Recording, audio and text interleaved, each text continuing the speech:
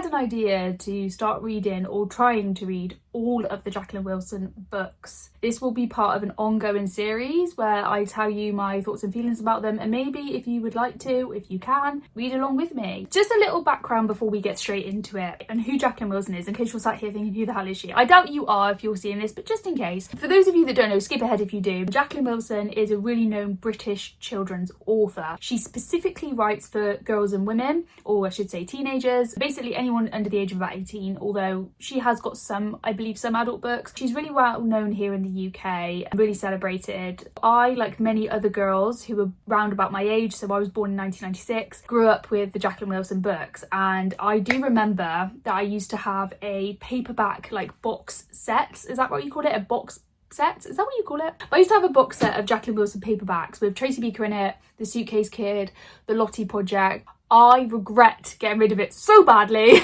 because now I want to reread it. So like many girls my age, I grew up with Jacqueline Wilson. I lived, laughed, loved Jacqueline Wilson. Like I was like Jacqueline Wilson girly 100,055%, because that's how kind of Jacqueline Wilson found her fame, was through the story of Tracy Beaker, for those of you that don't know. At least I think so. I thought, why don't I revisit it? Because weirdly, like the other day I was kind of thinking about Jacqueline Wilson and I was thinking about how I kind of want to reread them, because now I'm an adult. How would I feel about them now? And obviously I'm going through this now in adult eyes, so it will be different to how I felt as a girl reading them. Let's see where she's at now, because she's still releasing books as far as I'm aware, and I kind of stopped reading her around, I want to say around the age of about 14, I think. I do remember kind of stopped reading it. Being the millennial I am, I started reading Harry Potter and then got really into Harry Potter.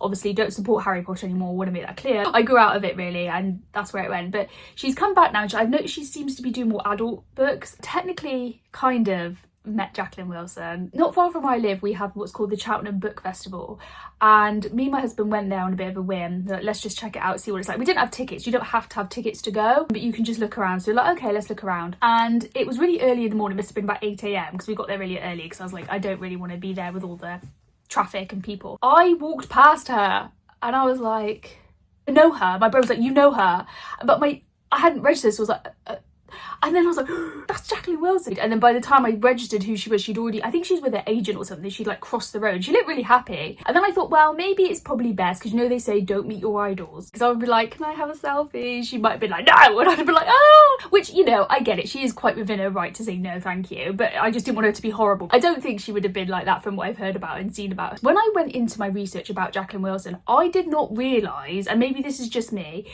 that she had books published from the 70s. Would make sense, I guess, because she is in her 80s now, I think, as far as I'm aware. Could I find any of her books online? No, I couldn't. Could I find second-hand copies? Some, yes, but they were ridiculously expensive because they're not in circulation anymore, at least not as far as I'm aware.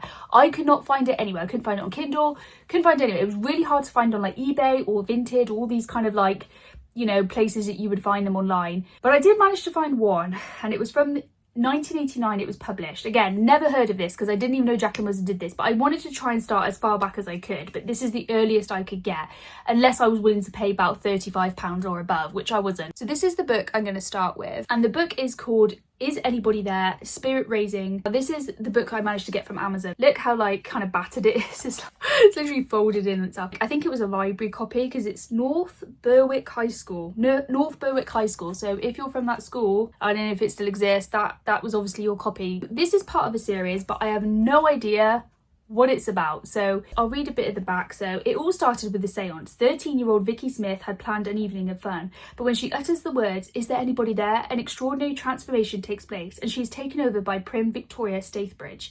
Enjoy Vicky's hilarious adventures as she battles with a new personality. It sounds as if she gets possessed by a woman, which sounds a bit creepy, or girl rather. See, in this she looks about 9 or 10, maybe 9, I'd say 9 preteen, yeah, 9, 10, 11, 12.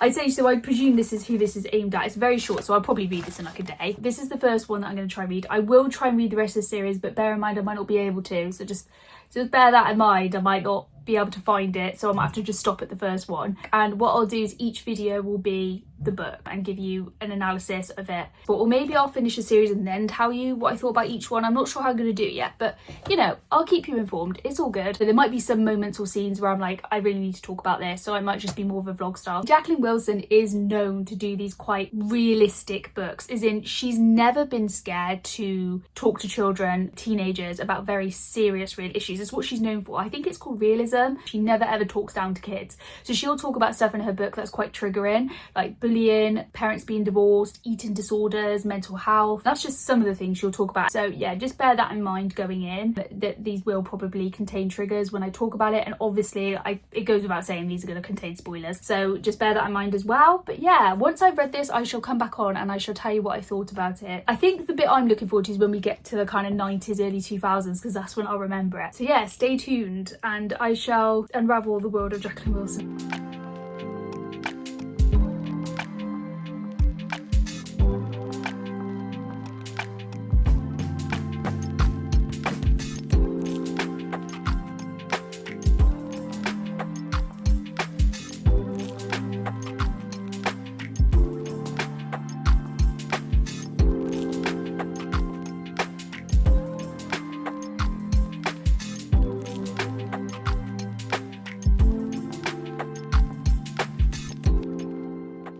So I thought I'd pop on because I have finished this book by Jacqueline Wilson and I know I'm in my hoodie, so just ignore that, but I wanted to come on and give you my thoughts about Spirit Raising by Jacqueline Wilson. It's part of Is There Anybody There series. So there is a second book to this. I haven't read that, but I have ordered it, so I'm going to be reading that. I gave this 5 stars. I actually really liked this. As you can see, it's really short. It's about, how many pages? About 140 odd pages, so really short. This tells the story of Vicky Smith, and that's her there, and she's really into like the paranormal. She's into ghosts, she's into like witchy things. But when she's a bit younger, she goes to this pier and she sees this like fortune teller there, and the fortune teller tells her that she thinks she's got a gift and everything. She like really takes it to heart and is like, yes, you know, I knew it, I knew I was psychic, and you know, I knew I had this gift. She invites her and her school friends, well, I say school friends, she's got a group of friends that she's really close to at school, and they come around after school and they go up into the attic, unbeknownst to her mum. Her mum is there, but she's downstairs watching telly. And so they go upstairs in the attic and they do like a seance, and she ends up getting possessed by a Victorian girl who's her age, also called Vicky, although she calls herself Victoria. And she later finds out that this girl was actually used to live in her house. Honestly, I did not expect this book to be as funny as it was. I was literally laughing out loud. It's so British as well, this book, and it's so like, they say a lot of old school kind of phrases that I wouldn't really use, or we don't really use anymore, but like something that maybe our parents or even our grandparents might use. So like they say prat a lot, and I just feel like that's kind of dying out, and daft, and don't be so daft, you know, and lark, and what's all this lark, you know, and all this. And I just feel like people don't really say that anymore. It's definitely more old school British. I wasn't really sure about this, I gotta be honest, because I'm not, as you may know, I don't like supernatural stuff, I don't like ghosty things, but this was quite light-hearted, and I had to keep reminding myself, okay, this is for 13-year-olds, this is for like pre-teen. So I was wondering like, how old is she? And I honestly thought, like I think I said at the beginning, she looks about between the ages of about maybe pre-teen, like 12, 11, 9 maybe, but she was actually 13. I don't think this would be suitable for 13-year-olds, only because I think they might find it a bit babyish, especially nowadays. Now this came out in, I think, when did this come out? 1989, so literally at the beginning of the 90s. Maybe teenagers were different then, but I don't know if this would be a good book for teenagers nowadays. I think pre-teen is definitely like from the ages of about maybe 9 to 12. I think they would get on better with this, maybe even a bit younger. But oh my gosh, it was so funny. I honestly did expect it to be funny. And I think what it is, what I loved about this is it's very like a fish out of water scenario, if you know what I mean. And I love books like that. And this is what this did, because she couldn't remember as well. Like she'd have like vague memories, but she kept going back and forth between her and this woman called Victoria. Well, woman, I say girl. And when it was Victoria, if that makes sense, she was very like, oh, what's all this? And she was very prim and proper. And everyone was like, what are you on about? Snap out of it. You know, what are you on about? Like, who do you think you are?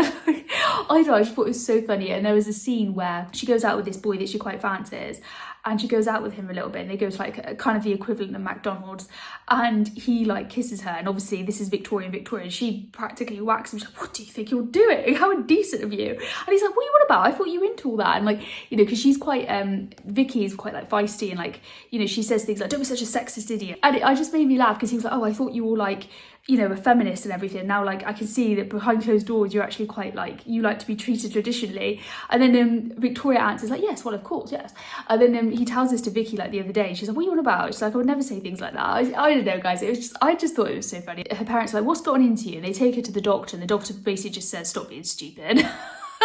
And one thing I will say, unfortunately, and I can see why maybe this isn't in circulation at the moment, is there is a lot of references to Red Indians, which a little bit dated, obviously, not great. Something I will say though, actually, I'm thinking about that, because as that was coming up, I did think, and I could be wrong, but I don't think Jacqueline Wilson has very diverse characters in her books, at least not when I was growing up. Like, it might have changed. I think she has been called out on it before. I don't know, like I said, it could have changed. I don't remember there being a lot of non-white characters in her books, and if they were, I remember them being quite minor. I know there were some, but like I said, they were very minor characters.